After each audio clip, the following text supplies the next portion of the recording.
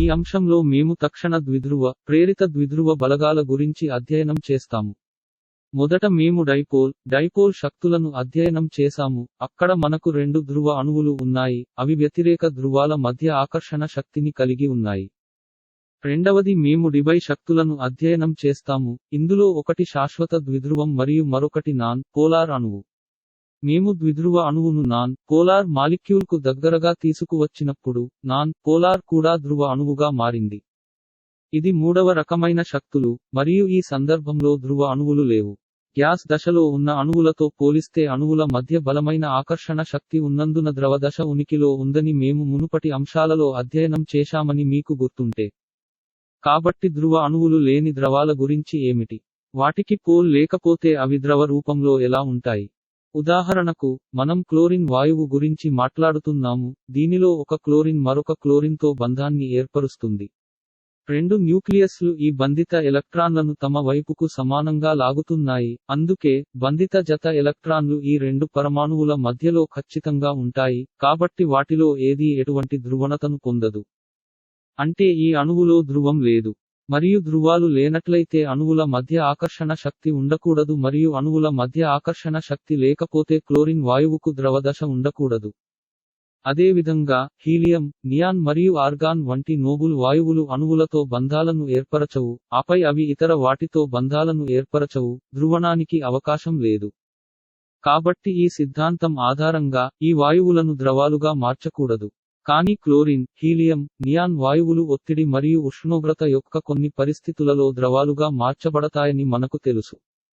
ఈ ప్రశ్నకు జర్మన్ శాస్త్రవేత్త ఫ్రిడ్జ్ లండన్ సమాధానం ఇచ్చారు.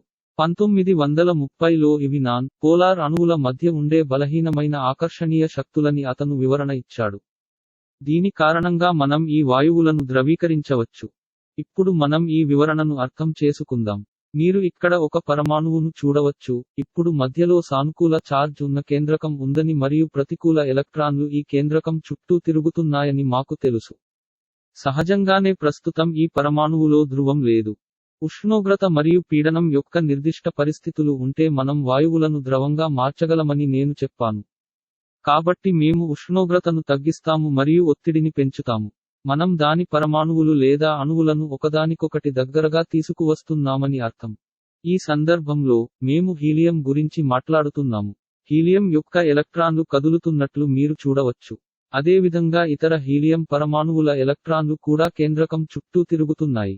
ఇప్పుడు స్లో మోషన్లో చూద్దాం. ఎడమ హీలియం అణువు యొక్క ఎలక్ట్రాన్ కుడి వైపున ఉన్న హీలియం అణువు యొక్క ఎలక్ట్రాన్కు దగ్గరగా వచ్చినప్పుడు, కుడి వైపు హీలియం అణువు యొక్క ఎలక్ట్రానిక్ క్లౌడ్ చెదిరిపోతుంది. వాస్తవానికి ఒక హీలియం పరమాణువు యొక్క ఎలక్ట్రాన్లు సమీపంలోని హీలియం అణువు యొక్క ఎలక్ట్రాన్ను తిప్పికొడతాయి. వారిద్దరిపై ప్రతికూల ఛార్జ్ ఉన్నందున, వారు ఒకరికొకరు వీలైనంత దూరంగా ఉండాలని కోరుకుంటారు. ఈ ఎలక్ట్రాన్లు దూరంగా వెళ్ళినప్పుడు, ఆ ముగింపు పాక్షికంగా సానుకూలంగా మారుతుంది మరియు ఈ ఎలక్ట్రాన్లు ఏ వైపుకు నెట్టివేయబడతాయో ఆ ముగింపు పాక్షికంగా ప్రతికూలంగా మారుతుంది. కాబట్టి ఏ క్షణంలోనైనా, అణువు యొక్క ఎక్కువ ఎలక్ట్రానిక్ క్లౌడ్ ఉంది మరియు మరొక వైపు తక్కువ ఎలక్ట్రానిక్ క్లౌడ్ ఉంది, అందువల్ల మన అణువు తక్షణమే ధ్రువంగా మారుతుంది. ఈ ద్విధ్రువాలు తక్షణమే కనిపించడం మరియు అదృశ్యం కావడం వలన, మనం సమీప ప్రాంతాలలో మరిన్ని పరమాణువులను ఊహించినట్లయితే, అక్కడ ప్రతికూల మరియు సానుకూల ధ్రువాలు ఉన్నట్లు మనం చూడవచ్చు. ఈ తక్షణ ద్విధ్రువాలు సమీపంలో ఉన్న మరిన్ని అణువులలో ధ్రువణతను ప్రేరేపిస్తాయి, దీని కారణంగా అవి ప్రేరిత ద్విధ్రువంగా మారతాయి. మరియు తక్షణ ద్విధ్రువ మరియు ప్రేరిత ద్విధ్రువ మధ్య ఉండే ఈ శక్తిని తక్షణ ద్విధ్రువ, ప్రేరిత ద్విధ్రువ పరస్పర చర్య అంటారు. లేదా సాధారణ రూపంలో మనం దీనిని లండన్ డిస్పర్షన్ ఫోర్స్ అని పిలుస్తాము. ఇప్పుడు మనం ఇప్పటివరకు జరిగిన చర్చలను క్లుప్తంగా చూద్దాం. ఎందుకంటే ఎలక్ట్రాన్లు నిరంతరం కదులుతూ ఉంటాయి కాబట్టి ఇవి చాలా స్వల్పకాలిక ఆకర్షణలు. ఎలక్ట్రాన్ల యొక్క ఈ కదలిక, ప్రతి క్షణంలో ద్విధ్రువాలను కనిపించడానికి మరియు అదృశ్యం చేయడానికి కారణమవుతుంది. ఇది చాలా ఆసక్తికరంగా ఉంది, ఎందుకంటే ఒక ప్రదేశంలో ఏ క్షణంలోనైనా ద్విధ్రువం లేకపోతే, మరొక చోట మరొక ద్విధ్రువం ఉంటుంది. ఇవి బలహీన శక్తులే అయినప్పటికీ, నమూనాలో ప్రతి చోటా ఉంటాయి. దానిని ద్రవంగా తయారు చేయడం. ఈ లండన్ శక్తులు అన్ని రకాల అణువులలో ఉంటాయి, కానీ అవి ధ్రువ రహిత ద్రవాలలో మరింత ప్రముఖంగా ఉంటాయి, ఎందుకంటే ఈ ద్రవాలలో ఇతర శక్తులు లేవు. ఇప్పటి వరకు మన చర్చను పునశ్చరణ చేసుకుందాం. డైపోల్ శక్తులలో మనకు రెండు ధ్రువ అణువులు ఉన్నాయి. ద్విధ్రువ ప్రేరిత ద్విధ్రువ శక్తులలో మనకు ఒక ధ్రువ అణువు ఉంది మరియు మరొక అణువు ధ్రువ రహితమైనది.